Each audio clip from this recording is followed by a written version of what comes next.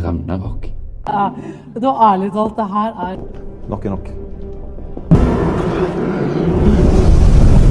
Oke, sekarang kita akan berpetualang bersama sebuah alur cerita film seru berjudul Ragnarok yang rilis tahun 2013. Film ini menceritakan petualangan seorang arkeolog muda yang berusaha mengungkap misteri legenda yang sejak lama dipercaya rakyat Norwegia. Legenda tersebut adalah Ragnarok, alias sesosok monster ular raksasa yang menghuni pulau terpencil tak berpenduduk. Penasaran? So, tanpa berlama-lama langsung aja kita mulai.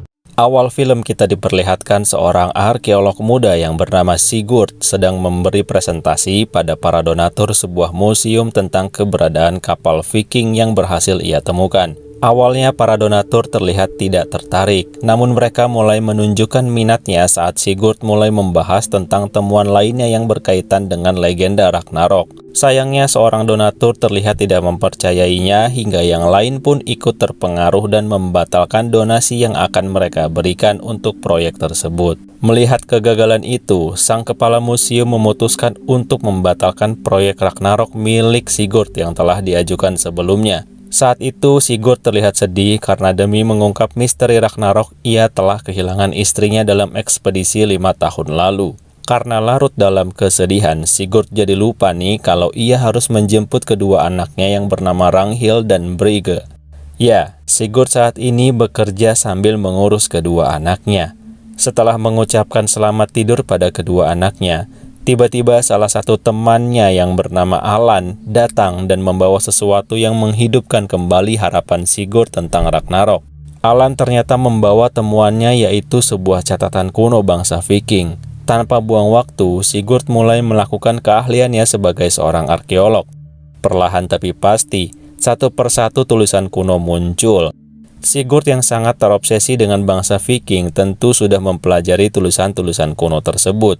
So, tanpa waktu lama, ia menemukan maksud dari catatan itu yang ternyata memberitahukan tentang keberadaan Ragnarok dan mengarah pada suatu danau terpencil di daerah Finnmark, yang merupakan salah satu provinsi di Norwegia. Di tempat itu juga ada kemungkinan tersimpan benda-benda peninggalan bangsa Viking yang tak ternilai di zaman modern saat ini. Sigurd dan Alan terlihat sangat senang. Lalu Sigurd segera mengambil kesempatan emas ini dengan mengajak kedua anaknya ikut serta untuk berpetualang.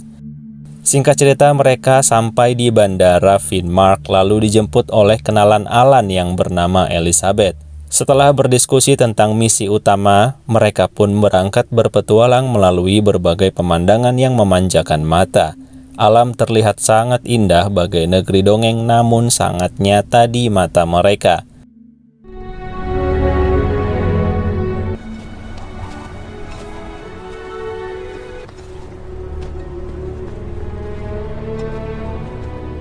Setelah berjalan beberapa lama, sampailah mereka di pedalaman hutan yang sangat lebat. Dipimpin oleh seorang pemandu lokal bernama Leif, kelompok kecil tersebut akhirnya sampai di perbatasan kuno antara Norwegia dan Uni Soviet, di mana menurut Leif, setelah melewati pagar ini adalah sebuah wilayah yang sudah tidak berpenghuni makhluk hidup selain serangga hutan selama kurang lebih 50 tahun. Dengan semangat dan tanpa pikir panjang, Alan langsung memotong pagar besi berkarat tersebut hingga mereka semua bisa melewatinya. Perlahan tapi pasti, mereka terus melakukan penelusuran hingga sampailah di danau yang dimaksud. Suasana di sana nampak suram dan mencekam. Ternyata tujuan utamanya adalah ke sebuah pulau kecil di tengah danau. Setelah sampai, mereka langsung melakukan pencarian namun tidak menemukan apapun selain sisa-sisa peluru. Tentu mereka tak menyerah begitu saja hingga akhirnya mereka menemukan sebuah gua yang bisa menjadi titik terang.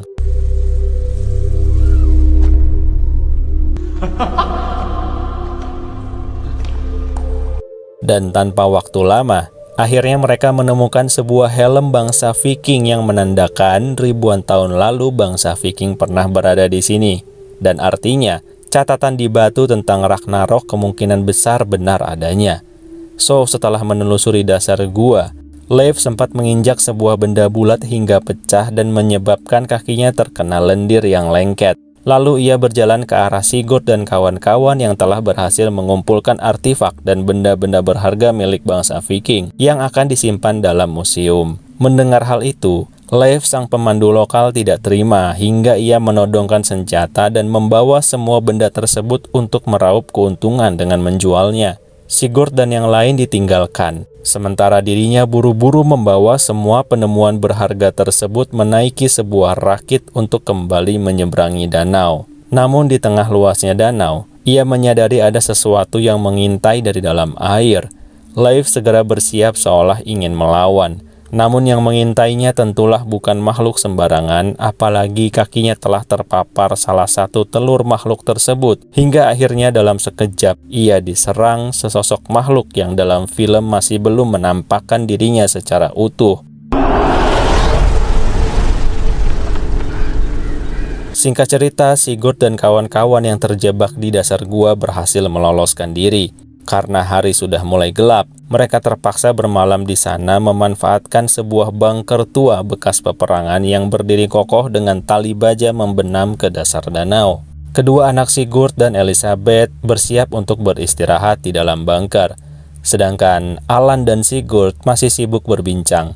Mereka semakin penasaran ada apa di dasar gua hingga memutuskan untuk kembali. Saat menelusuri lebih dalam, akhirnya mereka menyadari banyak sekali tulang belulang manusia berserakan. Sebagai arkeolog, mereka pun mengetahui bahwa tulang belulang di sini tak hanya berumur ratusan atau ribuan tahun, tapi ada juga yang baru beberapa bulan. Hingga mereka menyimpulkan kalau kemungkinan besar Ragnarok benar-benar ada dan di sini adalah kuburan manusia yang jadi mangsanya.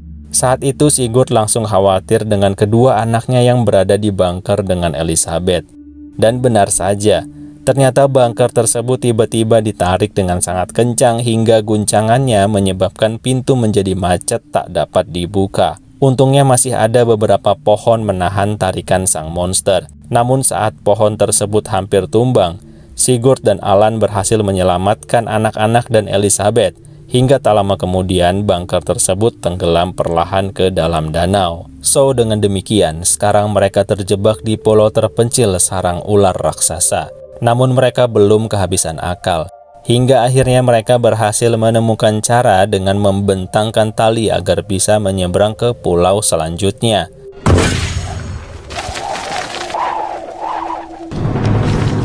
Setelah persiapan dinilai cukup, satu persatu berhasil melewati danau dengan selamat.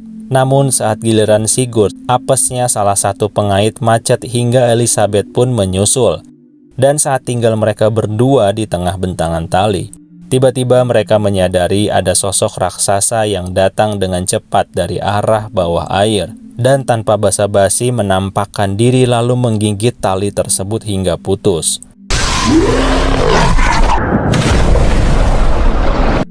Setelah jatuh ke danau, mereka berdua segera berenang, namun Ragnarok sudah siap menerkam. Melihat hal itu, Alan menggunakan senjata yang sempat ia temui sebelum persiapan menyeberang. Untungnya hal itu dapat mengulur waktu agar Sigurd dan Elisabeth dapat berenang ke tepian. Mereka semua segera berlari menjauhi danau. Namun, seolah tak diberi istirahat, tak lama kemudian Ragnarok kembali datang hingga memaksa mereka untuk bersembunyi di dalam bunker lainnya di pulau yang sepertinya sempat jadi markas militer saat Perang Dunia Kedua. Setelah menemukan sistem kelistrikan, di sana mereka mencoba menenangkan diri, beristirahat, dan berbincang satu sama lain untuk menyusun rencana.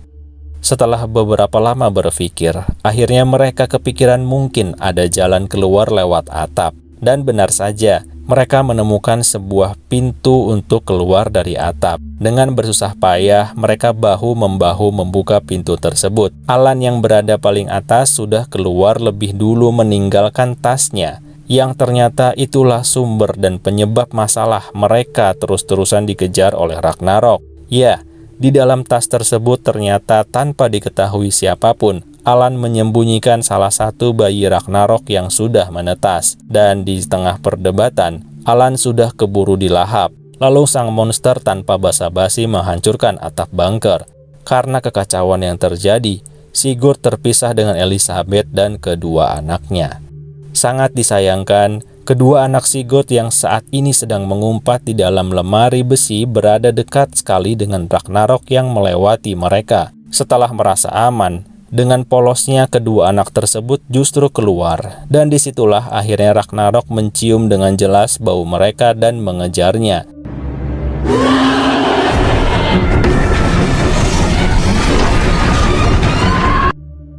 Situasi menjadi semakin berbahaya karena kedua anak tersebut sekarang terpojok siap disantap oleh sang legenda ular raksasa. Saat hampir kehilangan nyawa, Sigurd akhirnya datang membawa tas Alan yang berisi anak Ragnarok. Dengan tenang Sigurd mundur perlahan saat didekati sang monster sambil memberikan anaknya dengan hati-hati. Setelah itu ternyata... ya, sang monster melewatinya begitu saja setelah mendapatkan anaknya. Setelah lolos dari taruhan nyawa, mereka langsung mencari Elizabeth yang baru saja sadar dari pingsannya. Tanpa membuang banyak waktu, mereka pun sekarang menuju jalan pulang. Terlihat anak-anak Sigurd menyukai keberadaan Elizabeth yang mungkin akan jadi ibu baru mereka. Dan singkat cerita, sekarang Sigurd sudah menjalani kehidupan normalnya lalu mengajak kedua anak dan istri barunya untuk pergi berlibur. Dan film pun selesai. So, gimana menurut kalian? Terima kasih sudah menonton dan semoga bisa dinikmati ya. Leo Files pamit. Bye.